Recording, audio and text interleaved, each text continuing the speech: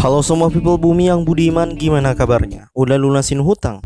Oke, pada video kali ini admin Tanfan akan membahas sebuah film yang beradrenalin tinggi, sehingga ketika antum-antum semua sudah selesai menontonnya, membuat antum-antum sekalian keluar dari rumah dan menonjok muka setiap orang yang lewat. Sebelumnya saya sempat merangkum film pertamanya yang berjudul Olympus Has Fallen. Kini admin Tanfan akan membahas film keduanya yang berjudul London Has Fallen. Masih dengan aktor yang sama, film ini kembali menceritakan aksi si Mike Benning untuk melindungi presiden dari ancaman teroris yang berada di London. Seperti apa kisah lengkapnya? Oke, langsung saja kita masuk ke dalam alur ceritanya. Film dimulai dengan memperlihatkan maraknya aksi teror di berbagai negara di Asia, terutama di negara Filipina. Sudah banyak korban berjatuhan akibat serangan terorisme tersebut. Diduga para teroris tersebut mendapatkan senjata dari seorang teroris yang bernama Amir Barkawi. Pakar keamanan nasional mengatakan bahwa keluarga Barkawi sekarang sedang memprovokasi kekerasan di ibu kota terpencil agar bisnis perdagangan senjatanya semakin lancar. Scene lalu berpindah ke tempat lain, di mana terlihat Amir Barkawi datang menghadiri pernikahan putrinya. Di sana Amir bertemu dengan anaknya yang bernama Kamran. Mereka berdiskusi untuk mengeksekusi para intelijen Pakistan yang telah membelot beserta semua keluarganya. Barkawi berkata balas dendam harus dilakukan secara mutlak dan menyeluruh.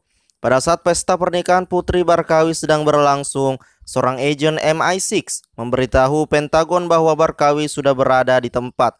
Setelah terkonfirmasi, mereka pun meledakkan tempat tersebut.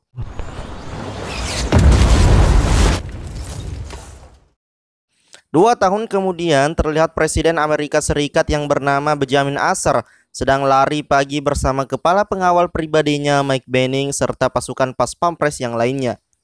Setelah itu, Mike pun pulang ke rumahnya. Di sana, istri Mike yang bernama Leigh Benning menyarankan hanya perlu satu kamera CCTV untuk memonitoring bayi mereka yang akan segera lahir. Mike pun mengiyakannya. Mike lalu memberitahu Leah kalau dia akan mendapat jatah libur minggu depan. Leah pun sangat terlihat bahagia. Siang harinya, Mike membuat surat pengunduran dirinya dari Divisi Keamanan dan Perlindungan Presiden Amerika Serikat. Mike terlihat masih ragu-ragu akan keputusannya tersebut. Berpindah ke Gedung Putih, Presiden menerima telepon penting yang harus dia jawab. Ternyata Perdana Menteri Inggris James Wilson meninggal secara mendadak, dan Presiden Asser diundang untuk ikut dalam pemakaman Perdana Menteri Inggris tersebut. Kembali ke tempat Mike, dia langsung menerima telepon dari Gedung Putih di kantor kabinet Inggris di London. Para petinggi kerajaan Inggris melakukan rapat untuk menyambut dan mengamankan para pemimpin dunia yang mereka undang dalam pemakaman Perdana Menteri Inggris. Ada satu negara yang tidak mereka undang, yaitu Rusia, karena mereka bermusuhan dengan negara tersebut. Di dalam Gedung Putih, Presiden Asser, Mike dan Ketua Dinas Rahasia yang bernama Lynn Jacobs melakukan rapat dadakan. Mereka mengatur rencana mengamankan perjalanan Presiden Asser menuju London. Presiden Asser merasa tidak enak kepada Mike karena sebentar lagi istri Mike akan melahirkan. Tetapi itu sudah menjadi tugas Mike. Setelah keluar dari ruangan Presiden, Mike bertemu dengan Wakil Presiden yang bernama Alan Trumbull. Trumbull berkata dia sangat bahagia menikmati liburannya di mana ia mampu menarik ikan king mackerel seberat 70 pon di perairan sekitar Pulau Jekyll. Mike lalu pulang ke rumahnya dan berpamitan dengan istri dan bayi yang dikandung istrinya itu. Mike merasa tidak tenang kali ini. Leah menjawab kalau dia baik-baik saja dan akan menunggu kepulangan suaminya itu. Pagi harinya, Kepala Markas Kepolisian Metropolitan Inggris yang bernama Kevin Hazard meminta segenap kemampuan anak buahnya untuk menangani kedatangan para pemimpin dunia yang akan segera datang ke London di Bandara Stansted 20 mil utara London. Rombongan Presiden Amerika Serikat telah sampai di sana. Di sana, Mike ditemui oleh agen MI5 yang bernama John Lancaster. Mike berkata dia memajukan jadwal kedatangan presiden karena semakin sedikit orang yang tahu pergerakan presiden, maka akan semakin baik. Rombongan Presiden Amerika Serikat pun kini telah mendarat di Somerset House. Mereka lalu melanjutkan perjalanan menaiki mobil lapis baja menuju Katedral Santo Paulus. Di Istana Buckingham, seorang kanselir Jerman yang bernama Agnes Bragner menerima bunga dari seorang gadis kecil. Kini, Menteri Luar Negeri Kanada Robert Bowman juga telah sampai di London. Sementara Perdana Menteri Jepang Tsutomu Nakushima pun hampir sampai, namun masih terjebak macet di jembatan Chelsea. Perdana Menteri Italia Antonio Gusto pun telah berada di atas Westminster Abbey. Disusul Presiden Prancis Jacques Maynard yang menaiki kapal kepresidenan. Sorry kalau penyebutannya salah-salah karena ini baca skripnya juga lumayan susah, teman-teman. Oke, lanjut. Rombongan Presiden Amerika Serikat pun telah sampai di Katedral Santo Paulus. Di sana Mike merasa ada yang mencurigakan. Ketika rombongan Menteri Luar Negeri Kanada hendak masuk pada saat pemeriksaan, di bawah mobil mereka dipasangi bom oleh polisi yang mencurigakan. Tidak berselang lama, mobil tersebut pun meledak. Pasukan penjaga istana Inggris pun tiba-tiba menembaki Agnes Bruckner dan warga lainnya. Mike yang melihat adanya serangan langsung mengamankan Presiden Assar. Teroris yang menyamar menjadi polisi palsu pun menembaki polisi asli dan rombongan Presiden Amerika Serikat.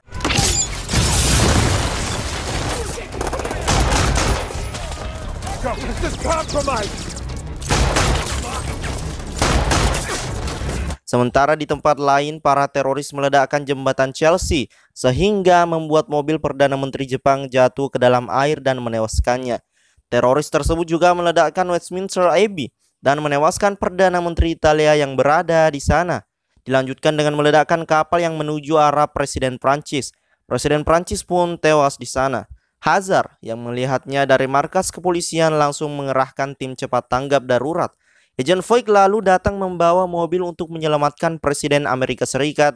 Dalam serangan tersebut, Agent Houston pun tertembak. Agent Voigt lalu membawa Presiden dan yang lainnya dari sana. Di perjalanan, Mike dan yang lainnya terus dikejar oleh para teroris yang ingin membunuh Presiden Assar. Voigt berhasil melumpuhkan mobil yang mengejarnya, namun teroris yang mengendarai motor masih saja mengejarnya. Teroris tersebut menembaki mobil Presiden dan berhasil menewaskan Agent Voigt. Mike lalu mengambil kemudi dan para teroris tersebut tidak henti-hentinya mengejar Mike dan yang lainnya. Mike pun berhasil melumpuhkan satu persatu teroris tersebut. Akhirnya mereka telah sampai di Sumter House dan segera membawa Presiden menaiki helikopter. Berpindah ke Yaman, Barkawi diberi kabar oleh anak buahnya yang bernama Sultan Mansur kalau Presiden Amerika Serikat masih hidup, sementara yang lainnya telah mati. Barkawi lalu menyuruh untuk melaksanakan rencana B. Dari dalam markasnya, Sultan memadamkan seluruh listrik di kota London.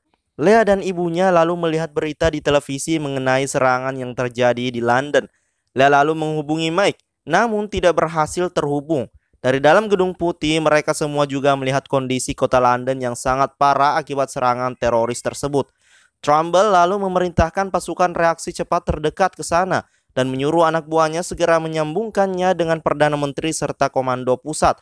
Ketika hendak menuju pesawat Air Force One, tim Marinir 3 yang menaiki helikopter yang membawa Presiden dan yang lainnya pun mendapatkan tembakan rudal dari teroris. Marinir 1 dan 2 pun berusaha menghindari rudal yang kembali ditembakkan teroris tersebut.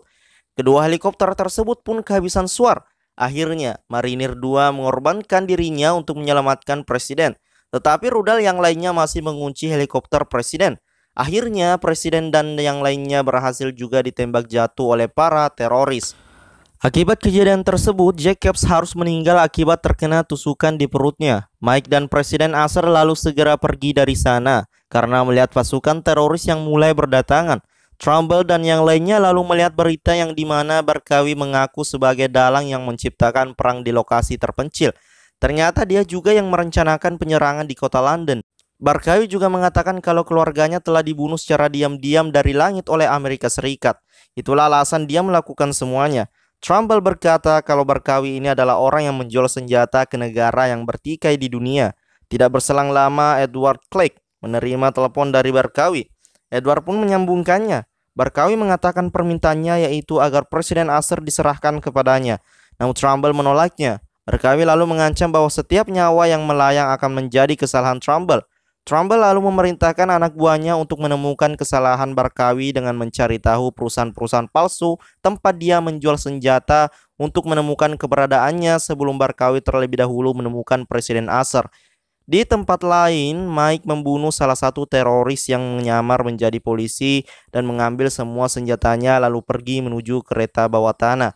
Mike menyuruh Presiden bersembunyi di dalam kereta api, sementara dia akan pergi membunuh teroris yang mengikutinya.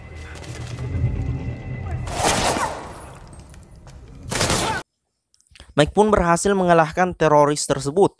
Mike lalu mengambil radio teroris tersebut dan menghubungi Cameron.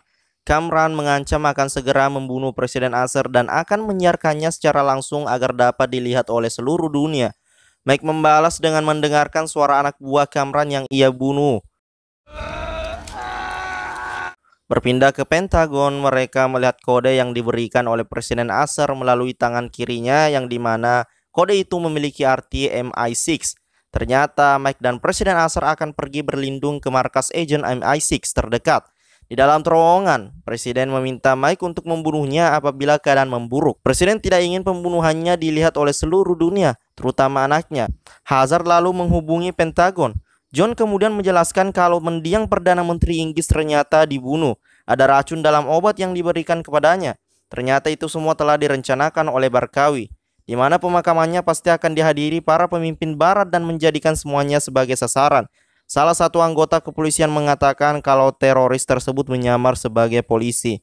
Trumbull lalu menyarankan untuk menarik semua anggota kepolisian dan siapa yang bertahan, maka mereka adalah teroris. Berpindah ke tempat lain, Mike dan Presiden Assar sudah sampai di tempat persembunyian agen MI6. Di sana mereka bertemu dengan agen yang bernama Jacqueline Marshall. Mereka lalu menerima pesan dari Trumbull yang berisi telah mengirimkan tim Delta secara diam-diam ke sana untuk menyelamatkan Presiden. Jack lalu memberitahu kalau dalang dibalik ini semua adalah Amir Barkawi. Presiden Assar kemudian berkata kalau Barkawi ini adalah seorang pemasok senjata yang dilindungi pemerintahan, di mana dulu drone dikerahkan untuk membunuhnya, tetapi dia masih selamat. Mereka tidak mengetahui kalau keluarganya di sana. Putri Barkawi pun tewas akibat serangan tersebut. Itulah yang menyebabkan Barkawi ingin balas dendam terhadap Amerika Serikat. Tidak berselang lama, mereka melihat kedatangan tim Delta suruhan Trumbull, tetapi Mike mencurigainya. Tidak mungkin tim tersebut datang secepat itu sampai di sana. Dan benar saja, tim tersebut ternyata teroris yang menyamar menjadi tim Delta. Mike pun mengambil persenjataan dan bersiap-siap menghadapi teroris tersebut. Para teroris menyisir setiap ruangan di sana. Mike pun membunuh teroris tersebut satu persatu.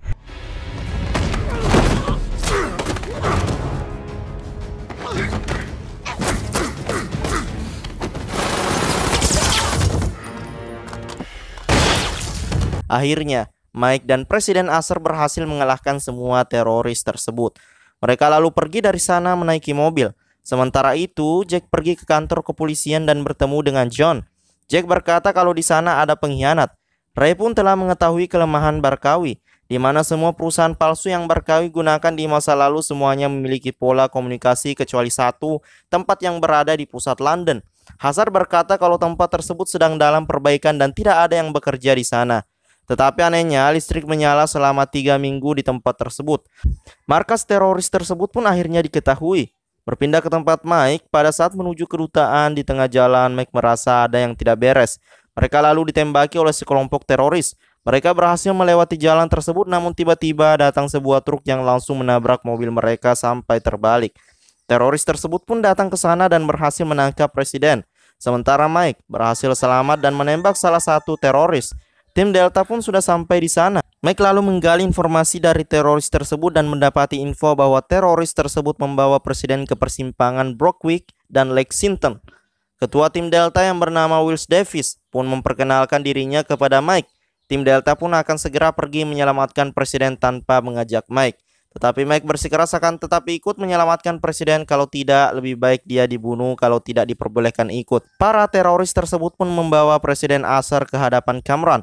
Lalu Kamran berkata akan membunuh Presiden dan menyiarkannya secara langsung. Kembali ke tempat Mike, dia menerima telepon dari pusat komando. Hazard memerintahkan Mike untuk menahan serangan karena di lokasi tersebut sangat banyak sekali teroris dan akan mengirimkan pasukan ke sana 20 menit lagi untuk membantu. Mike menjawab kalau dalam 10 menit Presiden akan dibunuh dan akan tetap melakukan serangan.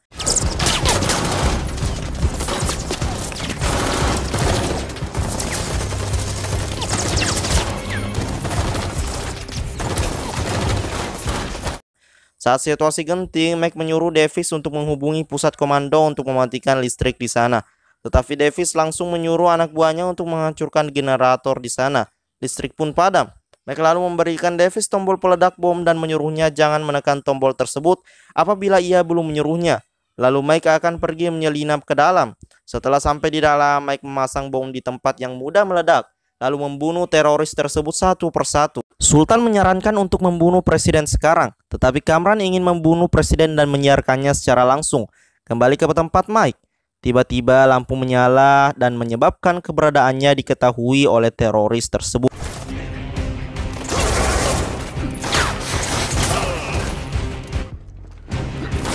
Ketika semuanya sudah siap, Kamran pun melakukan siaran langsung tepat jam 8 malam. Semua itu pun dilihat oleh seluruh dunia.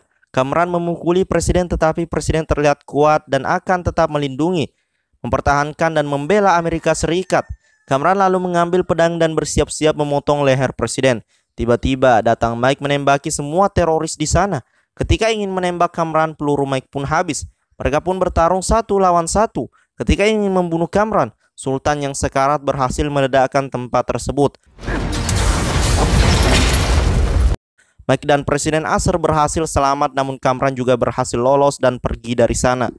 Di tengah jalan mereka ditembaki Kamran dan anak buahnya. Karena kondisi yang terjebak dan peluru sudah habis, Mike menyuruh Davis untuk menekan tombol yang sudah ia berikan sebelumnya. Tempat tersebut pun meledak. Mike dan Presiden Asser lalu pergi menyelamatkan diri.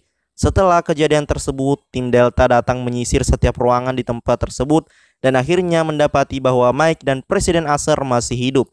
Terlihat semua orang pun merasa sangat lega dan bahagia. Tim Delta lalu mengeluarkan Mike dan Presiden Asser dari sana. Mike lalu memberikan sesuatu kepada Davis yang menjadi penghubung ke Barkawi. Scene lalu berpindah ke suatu tempat parkir mobil di mana terlihat Jack mendatangi John karena Jack telah mengetahui kalau John lah pengkhianat yang berada di kepolisian. John berusaha merayu Jack dengan mengajaknya pergi bersamanya membawa uang 20 juta euro. Tetapi Jack tidak mau dan menyuruh John untuk tiarap. Melihat John yang tidak mau tiarap, Jack pun akhirnya menembaknya. Berpindah ke Yaman. Barkawi mendapati telepon dari Trumbull. Barkawi berkata bahwa perang ini belum berakhir dan akan mencurahkan seluruh hidupnya untuk kematian Trumbull. Trumbull lalu menyarankan Barkawi melihat keluar jendela. Kini Barkawi sedang tidak berada di kawasan warga sipil. Mereka pun meledakkan tempat tersebut. Beberapa hari kemudian, Mike sudah berada di rumahnya bersama istri dan anaknya. Mike lalu melihat kembali surat pengunduran dirinya dan membatalkan untuk berhenti sebagai agen penjaga keamanan presiden. Dan film pun berakhir. Oke, jadi gimana menurut kalian untuk film keduanya ini? Apakah lebih beradrenalin dari film sebelumnya? Apakah antum-antum sekalian siap menunjuk setiap orang yang antum-antum sekalian temui? Oke, itu dulu untuk rangkuman film kali ini. Subscribe jika kalian suka. Saya Admin Tanfan pamit undur diri dan terima kasih. Capek juga ya.